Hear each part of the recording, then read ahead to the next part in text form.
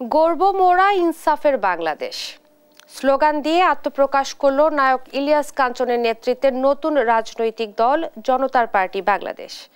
শুক্রবার সকালে রাজধানীর হোটেল ইন্টারকন্টিনেন্টালে দলটির নাম ঘোষণা করেন জাতীয় প্রেস ক্লাব সাবেক সভাপতি শওকত মাহমুদ।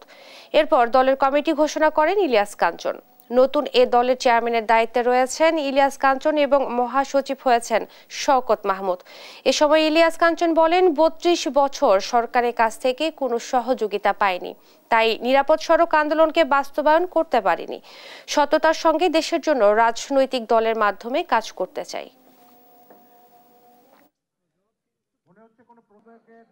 ২৫ বছরে বাংলাদেশ স্বাধীন হয়েছে, কিন্তু ৩২ বছরে নিরাপদ সড়ক চাই কিন্তু বাস্তবায়ন হয়নি। আমি নিরাপদ সড়ক চাইয়ের সঙ্গে যুক্ত থেকে যেভাবে সততার সঙ্গে এদেশের মানুষের জন্য কাজ করেছি, ঠিক তেমনিভাবে আমি এই রাজনৈতিক দলের সঙ্গে যুক্ত হয়ে আমি আপনাদের জন্যে, এদেশের জন্যে সততার সঙ্গে আমি কাজ করতে চাই।